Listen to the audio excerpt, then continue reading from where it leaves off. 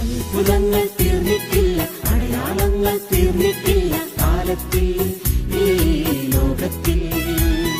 ഞാൻ ഒരു 2020 എനിക്ക് ദൈവം തന്ന അനുഗ്രഹത്തിന് നന്ദി പറയാമെന്നാണ് ഇവിടെ ഇരിക്കുന്നത്.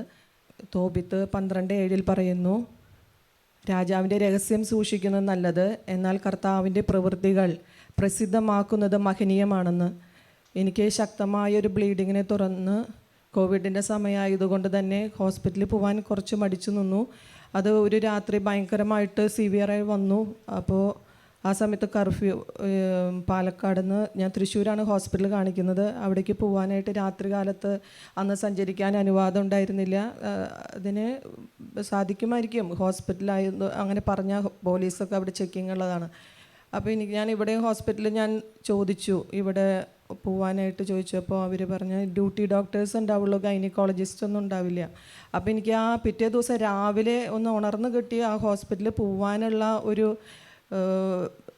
ആ ബ്ലീഡിങ് ഒന്ന് കുറഞ്ഞു കിട്ടാൻ വേണ്ടിയിട്ടാണ് ഞാൻ. അപ്പോൾ ഹസ്ബൻഡ് പറഞ്ഞു, നീ തോട്ടക്കരച്ചനെ വിളിച്ച് പ്രാർത്ഥിക്കാൻ പറയാൻ പറഞ്ഞു. അങ്ങനെ ആളെന്നെ എനിക്ക് വിളിച്ചു തന്നു. ഞാൻ അച്ഛനോട് പറഞ്ഞു, എനിക്കിങ്ങനെ പ്രാർത്ഥിക്കാനൊന്നും സാധിക്കണില്ല, എനിക്കിങ്ങനെ ബുദ്ധിമുട്ട്, ഭയങ്കരമായിട്ട് ബ്ലീഡിങ് ആണ്. അപ്പോൾ അച്ഛൻ പറഞ്ഞു, ചേച്ചി വചനം വെച്ച് പ്രാർത്ഥിക്കുന്നുണ്ടോ എന്ന് ചോദിച്ചു. അപ്പോൾ ഞാൻ പറഞ്ഞു, വചനം പറയുന്നുണ്ട്. അപ്പോൾ എത്ര തവണയാണെന്ന് ചോദിച്ചപ്പോൾ ഞാൻ 2-3 തവണ എന്ന് പറഞ്ഞു.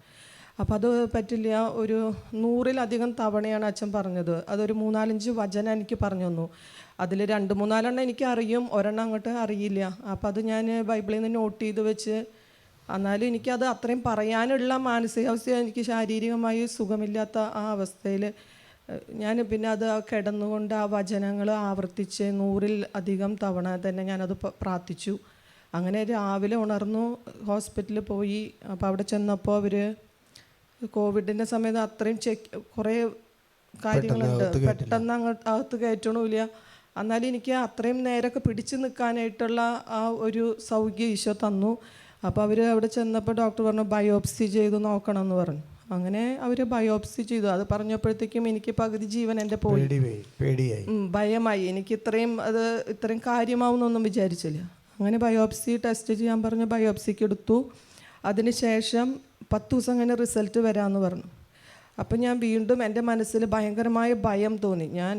പക്ഷേ ഞാൻ പ്രാർത്ഥിച്ചുകൊണ്ടിരുന്നു. അച്ഛൻ പറഞ്ഞ അതേ വചനങ്ങളും പിന്നെ 3 മണിക്ക്, പുലർച്ചെ 3 മണിക്ക് എഴുന്നേറ്റിട്ട് ഇവിടെയുള്ള മധ്യസ്ഥ പ്രാർത്ഥന പുസ്തകത്തിലെ പ്രാർത്ഥനകൾ, ഇവിടെ ഞാൻ വരുന്നത് കൊണ്ട് തന്നെ ഇവിടുത്തെ പ്രാർത്ഥന, എനിക്ക് കുറേ കാര്യങ്ങൾ, ഇവിടുത്തെ പ്രാർത്ഥനകളെല്ലാം ഞാൻ ചൊല്ലി, സഭയുടെ പ്രാർത്ഥനകൾ അത് 3 മണിക്ക് എഴുന്നേറ്റ് തന്നെ ചൊല്ലാൻ തുടങ്ങി.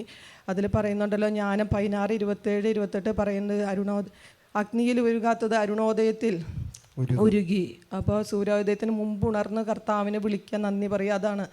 അപ്പോൾ എനിക്ക് ആ പ്രാർത്ഥന നന്നായി പ്രാർത്ഥിച്ചു. ബയോപ്സിയുടെ റിസൾട്ടിന് വേണ്ടി 10 ദിവസം കഴിഞ്ഞ് ചെന്നപ്പോൾ അതിലൊരു പ്രശ്നവുമില്ല, ഒരു കുഴപ്പമില്ല എന്ന് പറഞ്ഞു. ഇപ്പോൾ എനിക്ക് 3 വർഷമായി ദൈവം ഇത്രയും സൗഖ്യം തന്ന് എനിക്ക് യാതൊരു പ്രശ്നമില്ലാതെ ഈശോ സംരക്ഷിക്കുന്നു. യേശുവേ നന്ദി, യേശുവേ സ്തുതി. ഹല്ലേലൂയ. 2020 ബ്ലീഡിങ്ങിൻ്റെ അവസ്ഥയിൽ വന്നതാണ്. പിടിച്ച മധ്യസ്ഥ പ്രാർത്ഥന സഹായം ആവശ്യം. ആ സമയത്ത് കോവിഡിൻ്റെ കാലഘട്ടം ആയതുകൊണ്ട് തൃശ്ശൂർ ഡോക്ടറെ കാണാൻ തൃശ്ശൂർ സ്ഥിരമായിട്ട് പോകാൻ പറ്റിയില്ല. വചനങ്ങളിൽ രാത്രി ഇരുന്ന് പ്രാർത്ഥിച്ചതിൻ്റെ ഫലമായിട്ട് പിറ്റേ ദിവസം ചെല്ലുമ്പോൾ ബയോപ്സിക്ക് അയക്കാൻ പറഞ്ഞു. വീണ്ടും പ്രാർത്ഥന കണ്ടിന്യൂ ചെയ്തു. ബയോപ്സി റിസൾട്ട് വരുമ്പോൾ ശരീരത്തിൽ അങ്ങനെ അസുഖങ്ങളില്ല എന്ന് ബയോപ്സി റിസൾട്ട് കിട്ടി. അങ്ങനെ സാക്ഷ്യപ്പെടുന്നു. ഹല്ലേലൂയ.